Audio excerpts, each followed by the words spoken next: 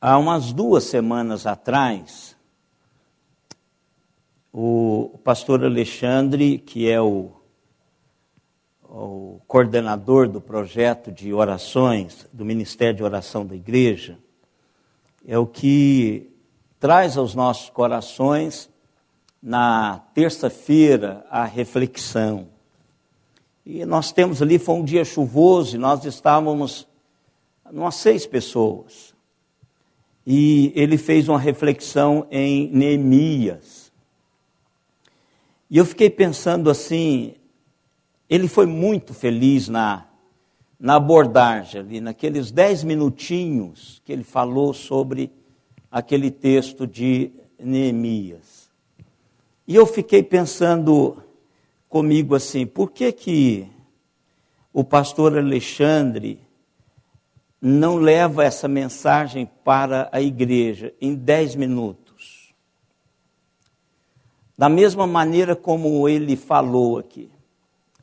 Sem nada, sem PowerPoint, sem os adereços para dar mais corpo, para falar mais tempo, para a igreja talvez entender que ele é estudioso, que ele não é prolixo, que ele não é preguiçoso.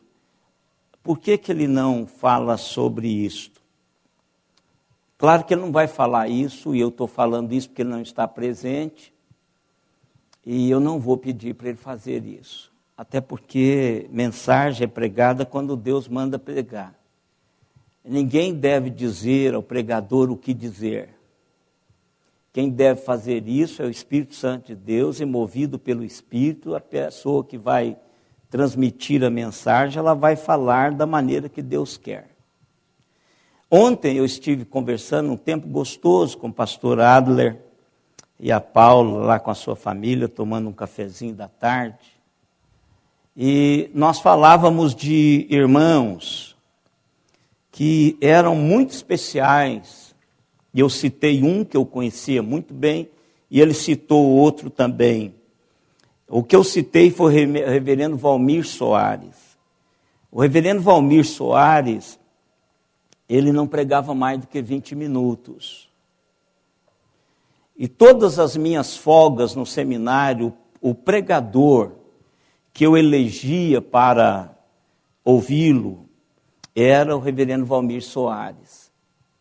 Reverendo Valmir Soares, ele tinha uma habilidade muito grande com a palavra, e você via que às vezes, como a gente estava no seminário, e a nossa mente era puramente acadêmica, quando a gente está estudando no seminário, a gente observa que a gente vai para ouvir uma mensagem, e a gente tenta pôr aquele pregador e a sua mensagem dentro de um caixote acadêmico. Então a gente pensa no grego, na hermenêutica, na estrutura de homilética, como é que ele faz com a mão, o negativo, o positivo. A gente começa a estudar o pregador assim de uma maneira muito ampla do que aquilo que estava lá. E nós observamos que o reverendo Valmir Soares, ele não era muito ligado a essas coisas. Eu até acredito que pela a maneira dele pregar, a igreja que ele trabalhou muitos anos, ele era diretor do Agnes, que é um colégio presbiteriano com milhares de alunos. Ele tinha, sim, um know-how teológico. Eu sei que ele buscava a hermenêutica, ele buscava o grego, ele buscava toda aquela gama de ferramentas para preparar. Mas ele gastava 20 minutos. E ele prendia-nos de uma maneira que você saía de lá cheio de Deus. Então, às vezes, irmãos, a gente fica assim pensando que nós deixamos de falar somente aquilo que Deus quer dar, e às vezes a gente amontou um punhado de artifícios para aumentar a nossa oratória, para falar aquilo outro. Mas eu quero dizer para os irmãos que qualquer mensagem, ela começa com o start. Claro que ela não chega pronta. Eu estou lendo a Bíblia e no momento um clique bate na minha cabeça e ali começa aquilo que Deus quer dizer no texto. Não é eu aproxime de buscar um texto na chave bíblica, ou na concordância, ou na internet, para servir com aquela carapuça que eu quero dar à igreja. Isso não funciona. O projeto de Deus, isso não funciona. Pode funcionar num discurso motivacional, qualquer outra coisa, mas o projeto de Deus é que parta a mensagem de Deus, do coração de Deus e da sua palavra. Essa semana, eu disse isso com os irmãos, essa semana eu pensei num texto na segunda-feira. Diante de toda esse contexto que nós estamos vivendo, essa enxurrada, essa apologia da desgraça, da corrupção, essa coisa de que o Brasil está falindo, de que não terá mais investimento, essa coisa que põe a gente dentro de um caixote e a gente entra nessa sintonia com o caos. E eu me lembrei de Spurgeon, que diz que o pregador deve ter o jornal de amanhã numa mão e a Bíblia na outra. De que o servo de Deus, ele tem que estar, o que é usado por Deus para trazer a sua palavra, ele tem que estar contemporaneizando a palavra de Deus. Por isso que a palavra de Deus é atemporal. Ela é atemporal. Ela continua sendo a mesma escrita do primeiro século, a mesma escrita de séculos anteriores, antes de Cristo. Mas as pessoas que Cristo usa são pessoas do tempo delas para contemporaneizar a mensagem de Deus. Então, eu e vocês somos responsáveis para contextualizarmos, trazer a resposta de Deus para o meu e o seu momento hoje. E, diante dessa visão, eu peguei o texto para pregar hoje à noite. E eu não consegui ir além da primeira visão do texto. De verdade, eu procurei comentários do texto, mas tudo que os comentários falavam, eu não passei dessa página. Não consegui passar dessa página. E no meu coração disse, não, isso aqui não dá para um sermão de domingo à noite. E alguém uma vez me disse o seguinte, pastor, o senhor acostumou a igreja muito mal acostumada. De que precisa dar uma carga pesada, porque senão parece que não estudou a mensagem. E claro que subconscientemente, eu sei que eu gosto de elaborar. Eu não gosto de, simplesmente não é o meu estilo fazer isso. Então o que eu fiz? Eu falei, olha, eu vou preparar outra mensagem. Eu vou pensar outro texto, como pensei outro texto. E está lá a mensagem no computador para o culto à noite. E aí eu falei assim, eu não posso perder isso. Então, durante a semana, eu estava com a Santa Ceia para a família Arruda. Então, eu resolvi ligar para algumas pessoas, para que essas pessoas estivessem comigo lá, que são pessoas que normalmente estão comigo lá. Então, naquele momento gostoso ali no quarto, nós sentamos ali na cama e ficamos em volta da nossa irmã, e eu compartilhei com eles esse texto. E disse para eles que essa era a mensagem de domingo à noite. Esse texto basicamente era a mensagem do domingo à noite. Mas eu havia decidido falar ali com os irmãos. Mas de lá para cá, eu comecei a trabalhar José, para que eu pudesse continuar o estudo de José. Mas a minha mente não deixou esse texto e nem a mensagem. E normalmente o que acontece comigo é o seguinte: eu prego, acaba. Por isso que eu penso pesadamente nas reuniões de final de semana a partir de quinta-feira. Porque eu tenho o Ministério Dorcas na terça, eu tenho o culto de quinta-feira, de quarta-feira. Então eu não trabalho pesadamente nessas 3 mensagens que eu prego no final de semana, que é sábado de manhã, lá no Posto de Mola, às 8 horas, domingo aqui às 9 e domingo à noite. Então eu deleto as mensagens, porque senão minha mente não consegue trabalhar departamentalmente cada assunto, porque são assuntos diferentes. E às vezes, quando o assunto é muito custoso, eu acabo misturando as coisas.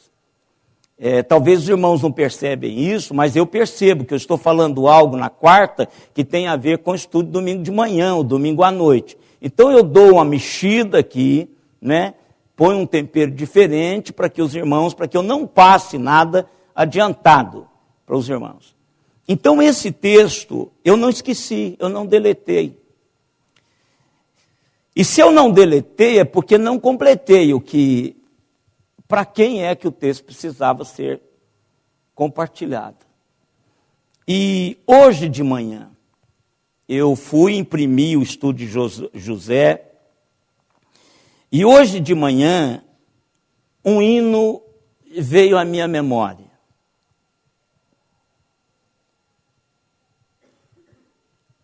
Eu disse: Deus amado, esse hino tem a ver com a mensagem de ontem, de sexta. E eu não cantei esse hino lá. Então, esse hino é para ser cantado na escola dominical. Então, irmãos, o que eu vou fazer, eu vou cantar esse hino no final.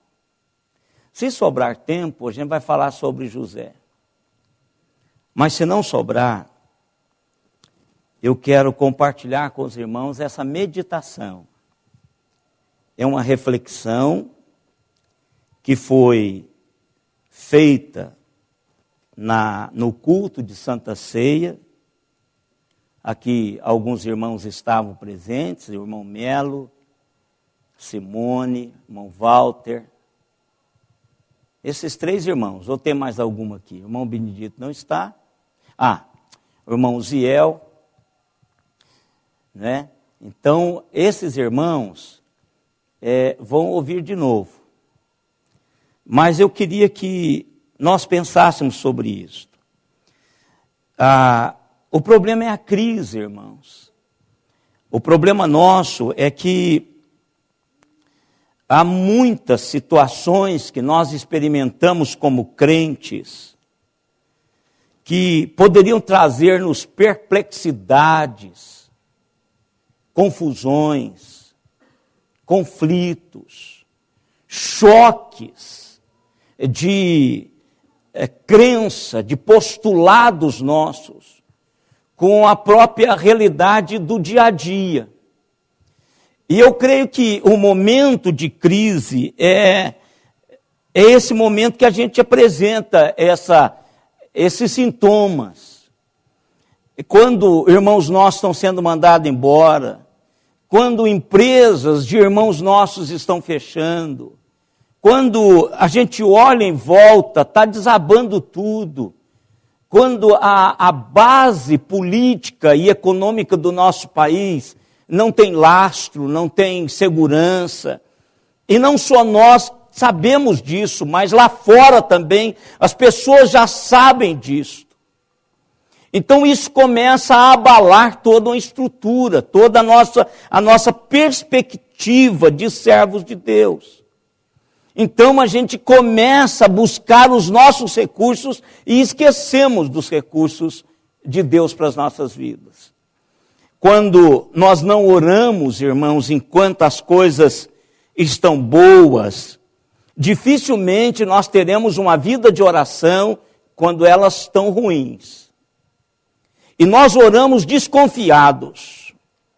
E a pior coisa é quando eu oro desconfiado que Deus não vai ouvir. Por quê? Porque isso é gerado, porque eu não tenho essa vida com Deus.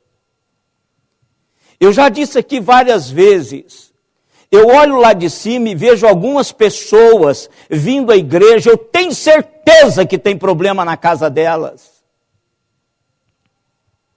Absoluta. Porque elas não são frequentes à igreja.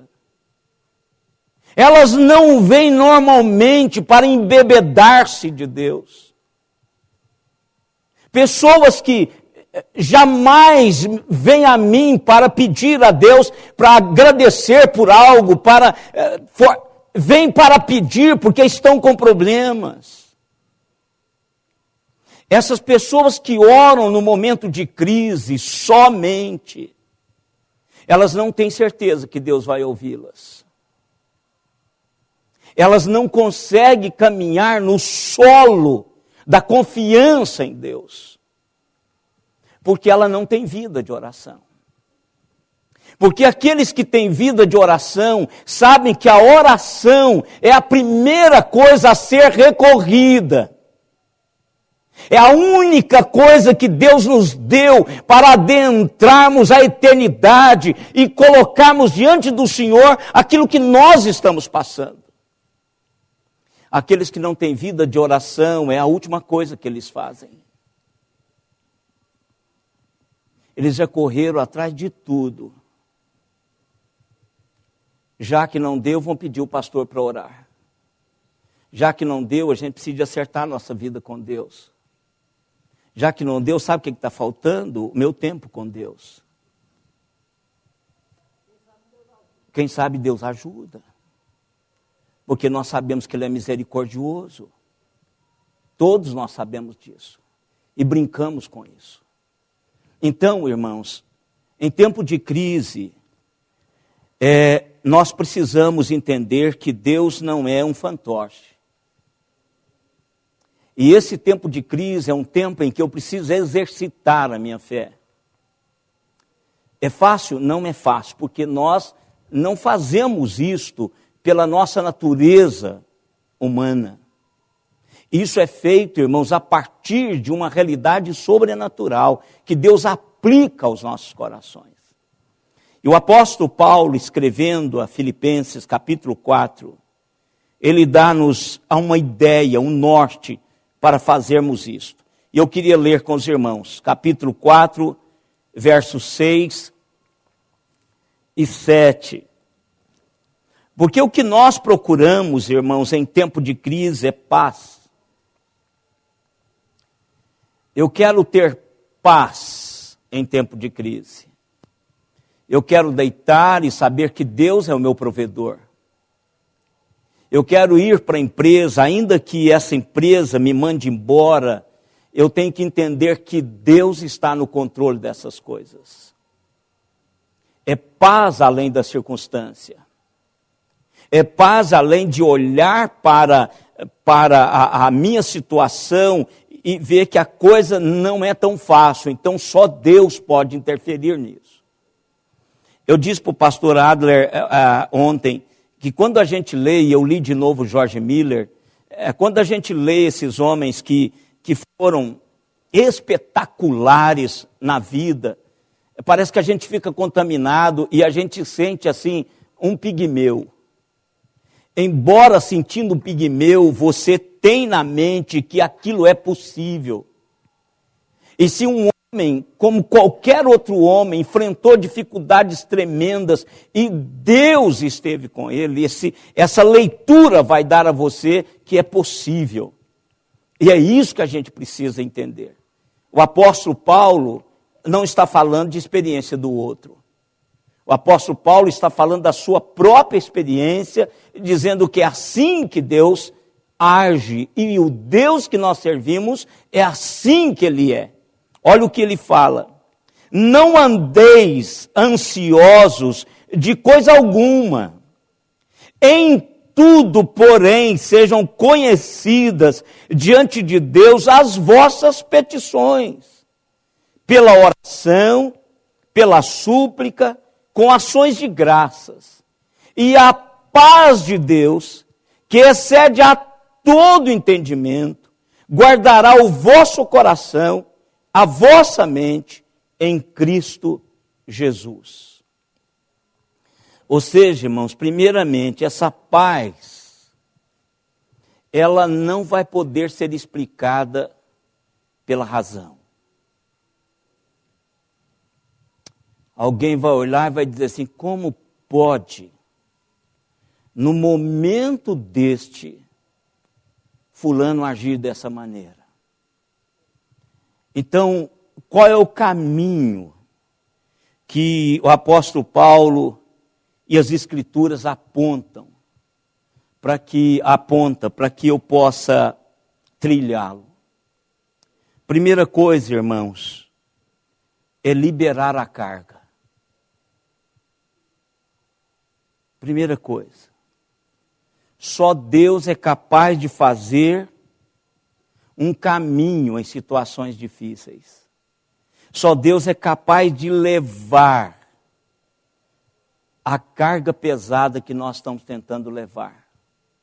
Porque Deus é um Deus sustentador, Deus é um Deus preservador, Deus é um Deus que cura o seu povo, Deus é um Deus que liberta o seu povo. A primeira coisa é libertar ou liberar-se da carga. Tirar das suas costas a carga. Deixar que Deus assuma aquilo que você não pode carregar.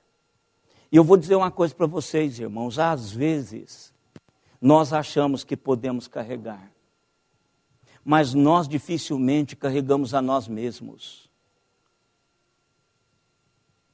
Dificilmente nós carregamos a nós mesmos tropegamente.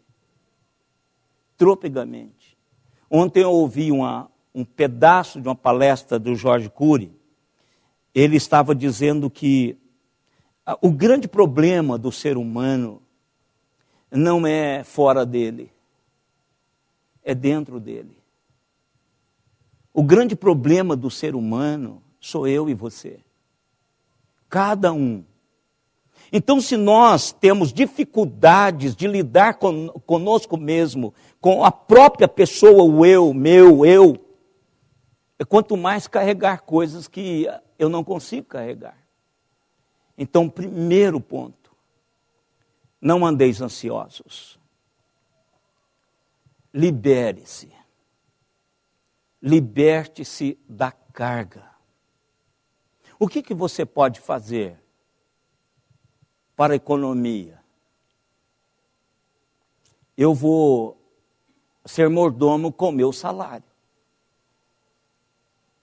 Eu vou andar mais supermercados. Eu vou acessar os sites de economia. Eu vou ver aonde está mais barato. Eu vou ver o que eu posso substituir pelo mais caro.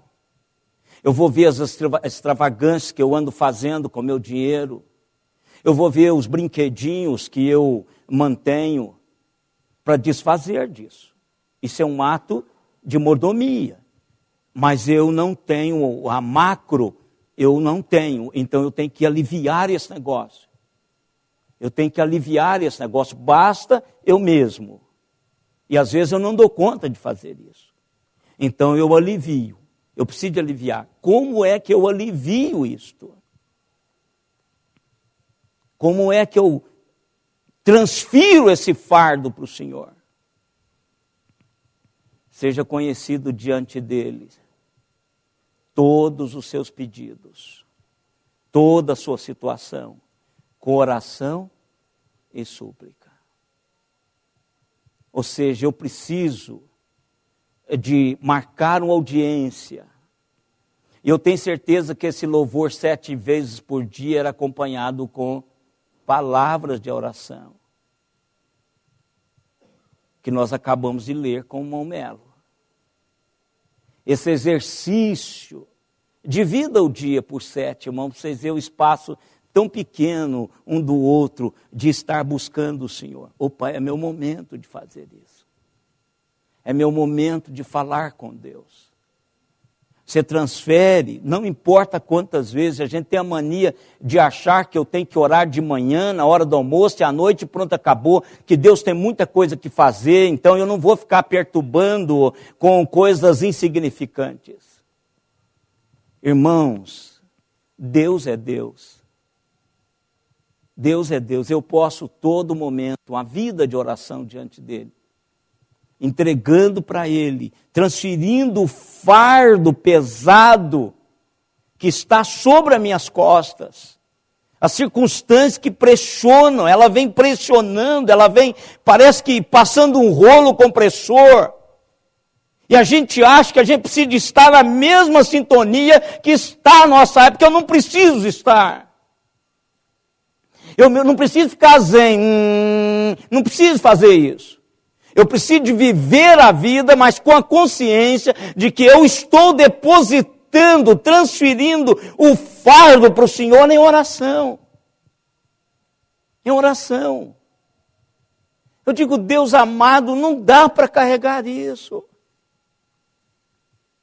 Deus não dá, eu não sou responsável por isso, mas o Senhor pode interferir, abençoar, eu coloco diante do Senhor, nós precisamos entender isso. Agora, se eu tenho uma vida de oração, isso é feito com mais leveza, eu entendo ao sair da presença de Deus, está tudo resolvido. Porque sempre eu fiz isso. Sempre eu fiz isso. Então nós confiamos, irmãos, na prática. Deus sempre fez. Por que eu tenho uma grata memória de Jesus? Porque no tempo em que, na minha caminhada com Deus, isso é verdade. Eu trago na memória ações de Deus desde quando eu era criança. Então, aos 57 anos, eu posso entender que Deus continua o mesmo e que Ele não falhou lá atrás e jamais vai falhar hoje. Por isso que eu posso transferir o fardo. Pode pôr. Pode colocar. Pastor, quantos quilos eu posso pôr na Hiluquinha? Olha, eu já pus até 2.000 quilos. Até 2.000 você pode pôr que ela puxa. Mas eu creio que se eu puser um pouquinho mais, ela vai puxar. Mas 2.000 eu tenho certeza, até 2.000 quilos pode pôr, que ela puxa, ela não tem problema nenhum, ela não perde. Quanto é que eu posso pôr sobre o Senhor? Toda a minha angústia, todas as minhas ambiguidades, toda a minha vida. Posso levar, eu posso confiar, eu posso transferir para Ele a minha carga. E aí o apóstolo Pedro, o que ele faz? 1 Pedro 5,7. Olha que palavra fantástica o apóstolo Pedro passa para mim e para você. 1 Pedro 5,7.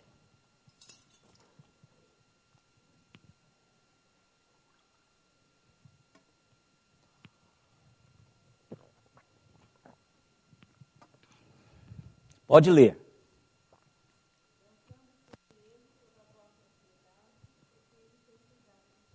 Olha que coisa simples assim. Transfira para o Senhor toda a vossa ansiedade. Por quê, irmãos? Porque Ele tem cuidado de vós. Irmãos, é assim. É desse jeito. A minha responsabilidade é andar com o Senhor. E quando pesa, eu posso transferir a minha carga para o Senhor. Dizer, Senhor, olha, está aí, o Senhor tem cuidado de mim. Essa não é a primeira crise. E até porque essa crise, ela não é uma crise. Ela é só uma consequência de má administração. É a mesma coisa quando você não tem dinheiro para pagar as suas dívidas de cartão de crédito. Você gastou muito além do que você poderia gastar, e tem gente lá na sua empresa levando parte do seu lucro. Então, é uma consequência de má gestão. Então, a questão é, Deus tem cuidado de mim. Então, por que eu tenho que entrar nessa, irmãos? Entrar nessa. Por que eu tenho que levar isso para a minha família, trazer isso para a igreja? Ó, não vou dar o dízimo porque o negócio está feio. Olha, eu não vou investir mais, não dá para mandar o dinheiro do pastor Paulo, porque o negócio está feio. Ele me diz essa semana que alguém já está cortando o dinheiro. Além da perda pela a valorização do dólar, ele está perdendo receita. Então a gente bloqueia a realidade de Deus, porque nós entramos na do mundo, irmãos. Peça a Deus para... Se você está conversando com o Zé Roberto agora, perdeu lá, mas Deus está mudando o direcionamento, ele já trabalhou a semana toda, ele ficou a semana toda fora. Então é isso que Deus faz. Então Deus Deus não tem um único recurso para mim e para você, irmãos. Deus não é pego de surpresa. Deus sabe o meu amanhã, ontem. Desde sempre. Desde o princípio, Ele sabe o final da minha caminhada. E nada nessa trajetória vai pegá-lo de surpresa. Ponha sobre Ele. Transfira para o Senhor o seu fardo, porque Ele tem cuidado de nós. Agora, irmãos, é aquela coisa de caminhada com Deus. Você precisa acreditar que Deus vai assumir aquilo que você está colocando sobre Ele. Confiança. Por que os irmãos estão sentados tranquilos aí, uns até estão esborrachados aí no banco? Porque vocês confiam que esse banco é capaz de sustentá-los. Por isso vocês estão sentados. Confiança. Confiança. Eu preciso de entender que aquilo que eu coloquei nas mãos do Senhor, Ele é um Deus confiável.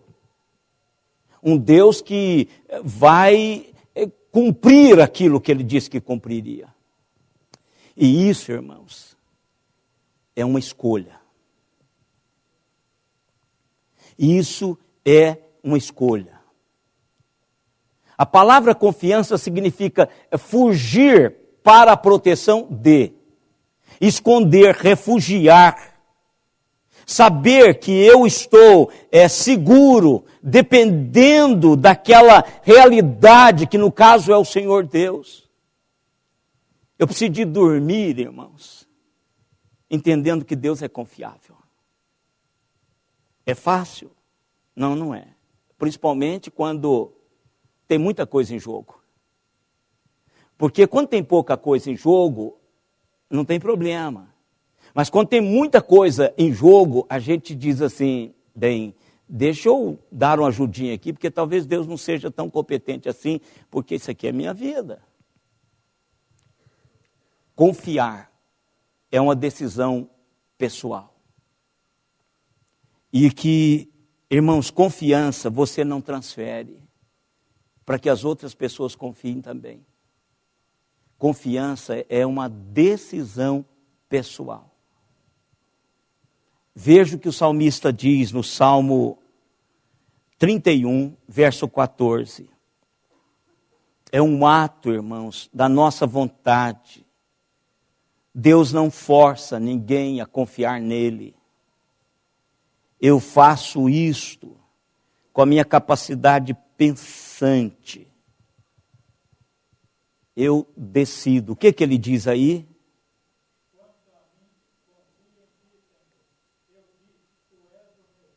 Pronto. Quanto a mim, você pode procurar, pega uma chave bíblica, irmãos, uma concordância, porque a chave bíblica não tem muito recurso. Pega uma concordância e procure assim, quanto a mim.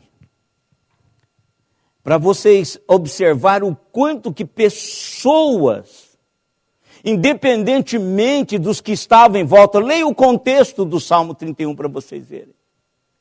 Ele está puxando, ele está dizendo assim, quanto a mim, eu confio no Senhor. O Senhor é o meu Deus. É no Senhor que eu confio. Eu não confio em Dilma, Barack Obama, ou não importa quem esteja, o Senhor é que é o meu Deus. Eu confio no Senhor. É uma decisão, é um ato da minha vontade. O teu espírito, a minha mente, o trabalhar do Senhor fez-me conceber isso, de que o Senhor é um Deus confiável. Samuel, depois do acidente, você tem dúvida de que Deus tem algo mais para a sua vida? Não tem.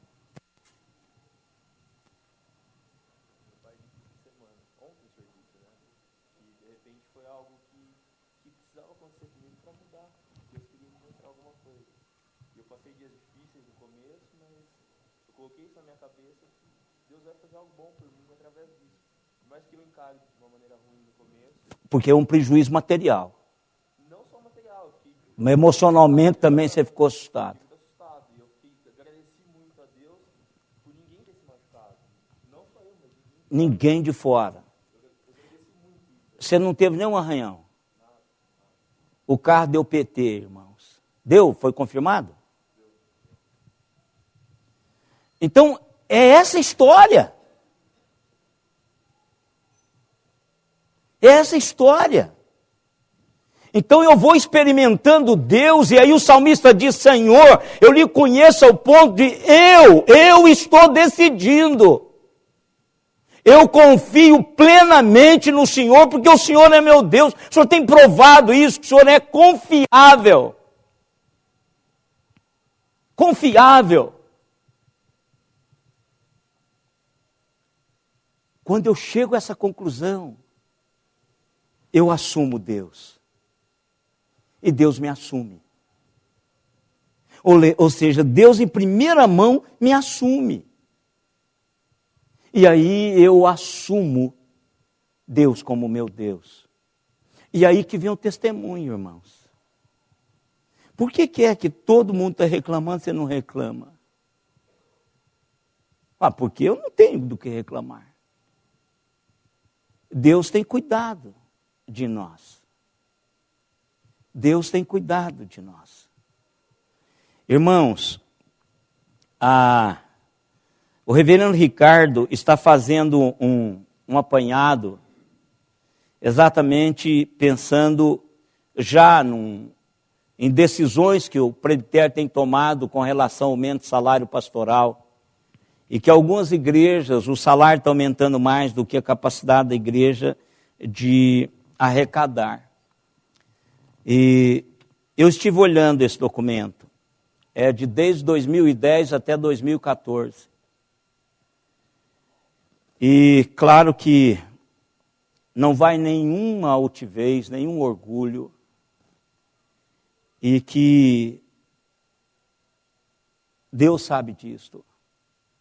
A nossa igreja, do presbitério, é a igreja que teve sempre crescente.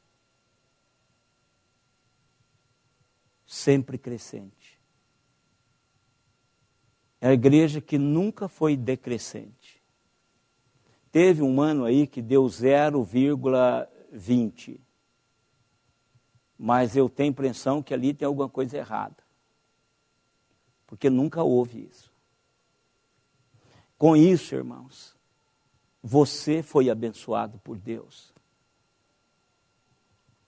Porque a igreja somos nós. Isso aqui não é fruto de uma única pessoa. Isso aqui é fruto da visitação de Deus às nossas casas. Se eu trouxe para a despensa do Senhor, da casa do Senhor, é porque a minha despensa tem algo que Deus deu. Porque esta é a nossa filosofia. Aliás, esse é o princípio bíblico. A nossa filosofia de ação, ela tem respaldo bíblico. Deus me abençoa, logo eu me comprometo em trazer à casa do Senhor parte daquilo que Ele me deu. Se Ele não me abençoou, eu não trago. É porque é assim que a Bíblia diz. Tira o que você já tem. Ou seja, tira daquilo que eu já te dei e traga para cá.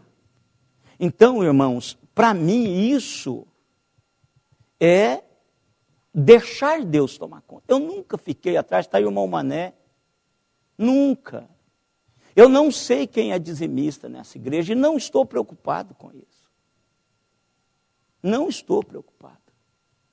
Não sei quanto você dá. Às vezes eu nem sei que tipo de carro você tem. A menos que você tenha me contado. Pastor, troquei o carro. Às vezes eu chego e olho um carro e falo, de que esse carro será? Eu não me preocupo com isso. Porque eu sei que Deus está tomando conta. Que Deus está gerando isso. Agora outra coisa, irmãos. A confiança exige uma mudança de mentalidade. A confiança exige uma mudança de mentalidade. Nós somos, irmãos, bombardeados por todos os lados. Isso não é só a mídia. Em todo lugar onde que nós chegamos, somos bombardeados por isso. A nossa mentalidade, ela não é inteiramente de confiar em Deus. Nós mexemos os nossos pauzinhos. Nós precisamos ocupar a nossa mente, fixar a nossa mente em Deus. Vamos ler um versículo que está no capítulo 26 de Isaías, capítulo 3.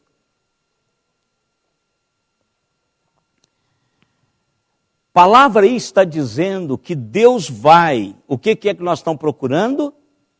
O que é que nós almejamos? Paz. Paz que excede a todo entendimento. Essa é a minha busca. 26. Então, o que é que vai trazer paz? O que Isaías está dizendo aí?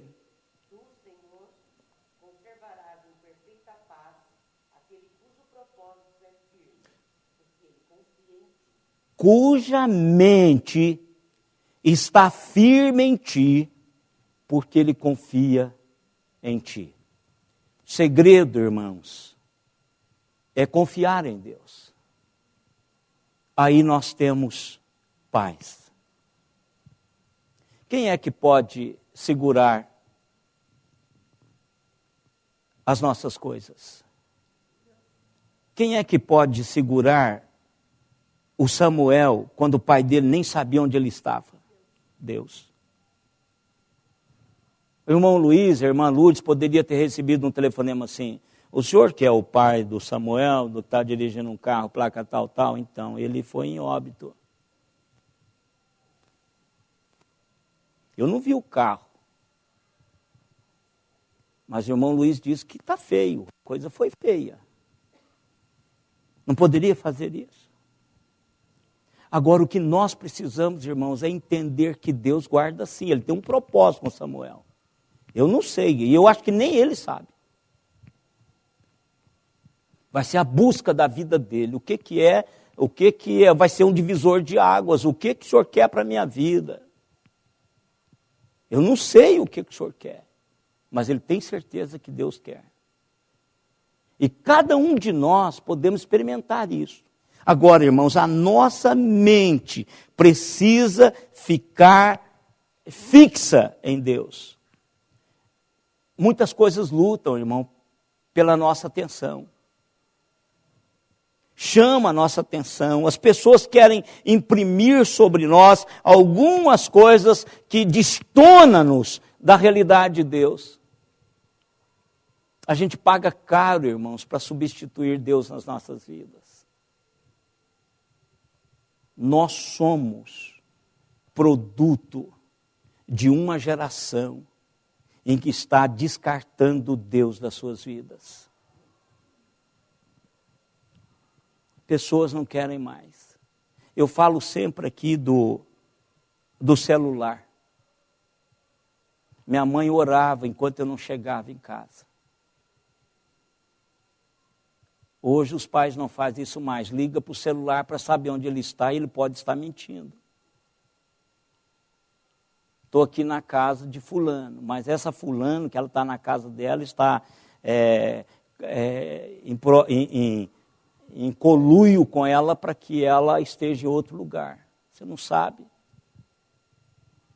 Minha mãe, quando eu atrasava, claro, eu levava uma pizza depois também. Eu nunca deixei de apanhar quando eu cheguei depois das 10 horas.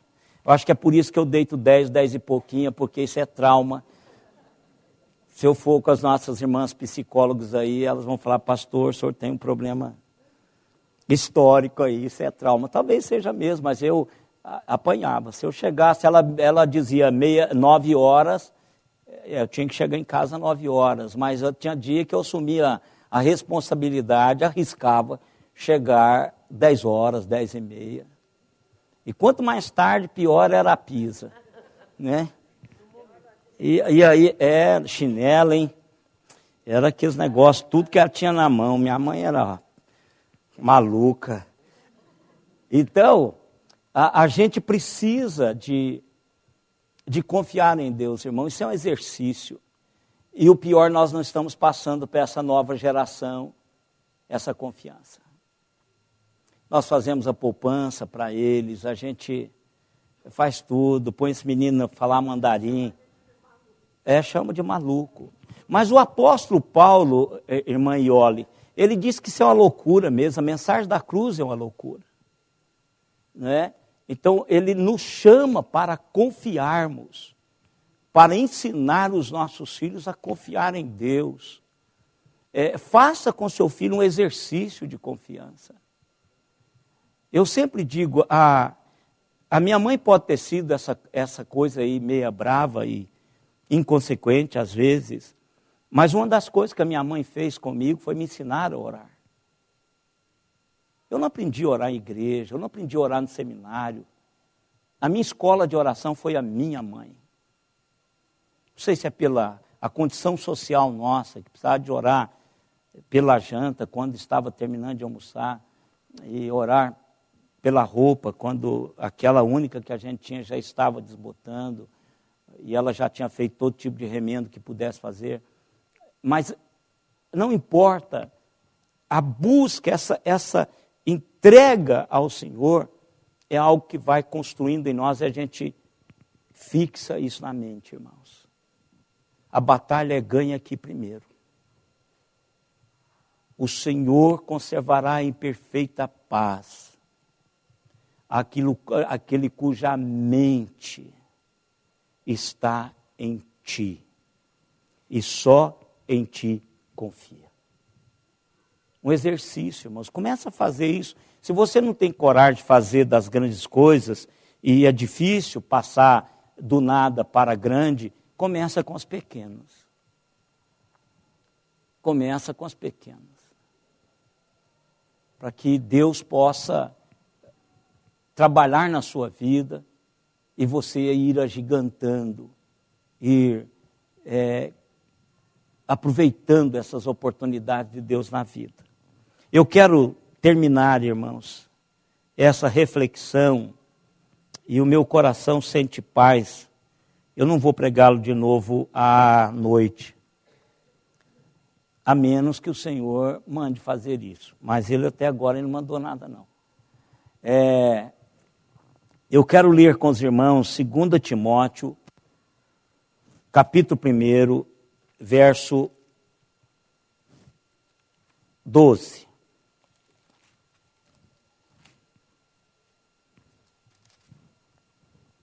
Obrigado, irmão. Segunda carta de Paulo a Timóteo, capítulo 1, verso 2. 12.